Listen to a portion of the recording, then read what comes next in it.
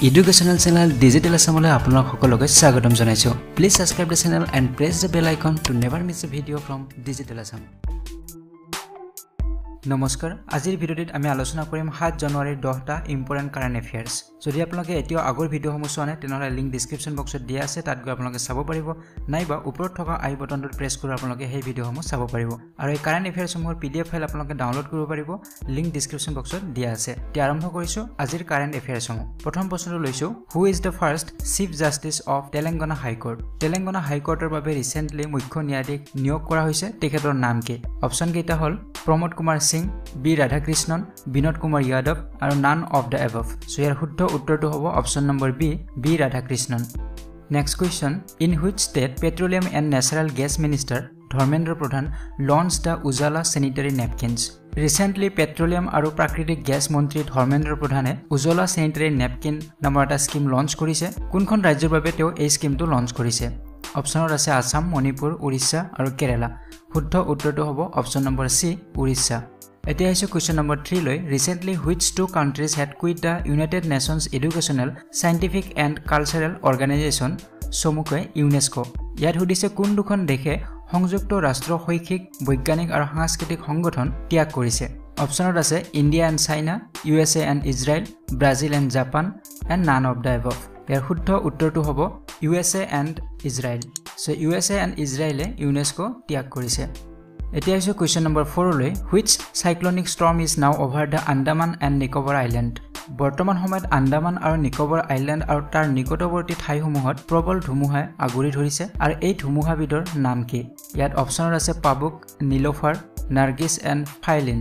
ইয়াৰ শুদ্ধ উত্তৰটো হৈছে পাবুক সো এতিয়া আছে question number 5 লৈ question number 5 টো আন্দামান আৰু নিকোবৰত হৈ থকা পাবুক ধুমুহাটোৰ লগত ৰিলেটেড question এটা The government of India issues alert for the Andaman and Nicobar Islands due cyclonic storm Pabuk. What is the name of this alert? So Andaman and Nicobar jito cyclonic storm hoi ase Pabuk. Ei Pabuk storm tur pura rokha porar babe tat government of India alert ghোষণা কৰিছে কিন্তু হে alert bidor নাম কি আছিল হেতু ইয়াত হুদা হৈছে option আছে red alert blue alert orange alert আৰু yellow alert শুদ্ধ উত্তৰটো হ'ব option number C orange alert আৰু এই orange alert ৰ অৰ্থ হৈছে যে আন্দামান আৰু নিকোবৰৰ ওয়েদাৰ আৰু বেছি বেয়া হ'ব পাৰে ৰাস্তাঘাট বন্ধ হ'ব পাৰে তাৰ বাবে মানুহ সজাগ কৰা হৈছে এতিয়া আছে question number 6 লৈ Andaman and Nicobar Islands are separated by so এটোও প্ৰশ্ন হ'ব পাৰে যে আন্দামান আৰু নিকোবৰ আইল্যান্ডক পৃথক কৰা হৈছে ভাগ কৰা হৈছে কোনটো চেনেলৰ জৰিয়তে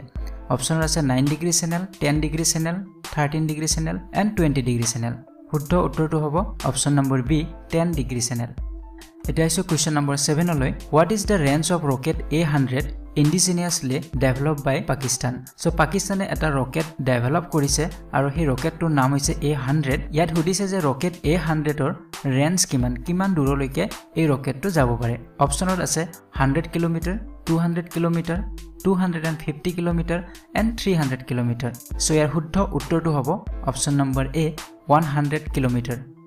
etia aise question number 8 loi Which state government was fined by National Green Tribunal for illegal coal mining? Recently, National Green Tribunal সমুখে NGT-এ বেআইনীভাৱে কয়লা খনন কৰাৰ বাবে এখন ৰাজ্য চৰকাৰক জৰিমনা বিহিছে গতিকে প্ৰশ্নটো হৈছে কোনখন ৰাজ্য চৰকাৰক জৰিমনা বিহিছে অপচনত আছে আসাম মণিপুৰ মেঘালয় আৰু মধ্য প্ৰদেশ ইয়াৰ শুদ্ধ উত্তৰটো হ'ব অপচন নম্বৰ C মেঘালয় এতিয়া আছে question number 9 লৈ Where was the D.el.ed barrage project inaugurated by PM Modi in January 2019? 2019 চনৰ জানুৱাৰী মাহত প্ৰধানমন্ত্ৰী গৰাকীয়ে D.el.ed barrage project বা নদীবান project এটা আৰম্ভণি কৰিছে ইয়াত প্ৰশ্নটো কৰিছে যে কোনখন ৰাজ্যত এই প্ৰজেক্টটো আৰম্ভণি কৰা হৈছে অপচনত আছে আসাম মেঘালয় মণিপুৰ আৰু নাগালেণ্ড শুদ্ধ উত্তৰটো হ'ব option number C Manipur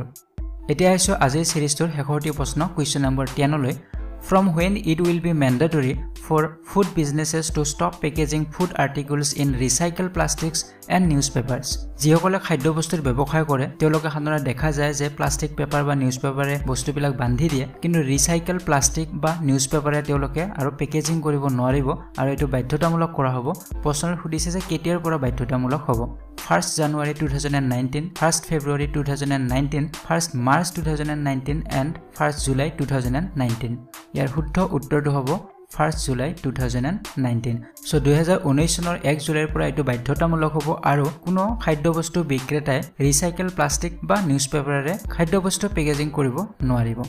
so friends আজিৰ ভিডিওটিত ইমানেই আছিল যদি ভিডিওটি ভাল পাইছে তেনহলে লাইক আৰু শেয়াৰ কৰিবলৈ নাপাহৰিব আৰু চেনেলটি সাবস্ক্ৰাইব কৰিবলৈ একেবাৰে নাপাহৰিব পৰৱৰ্তী ভিডিওত পুনৰবাৰ লগ পোৱাৰ আশাৰে আজিলৈ বিদায় লৈছো ধন্যবাদ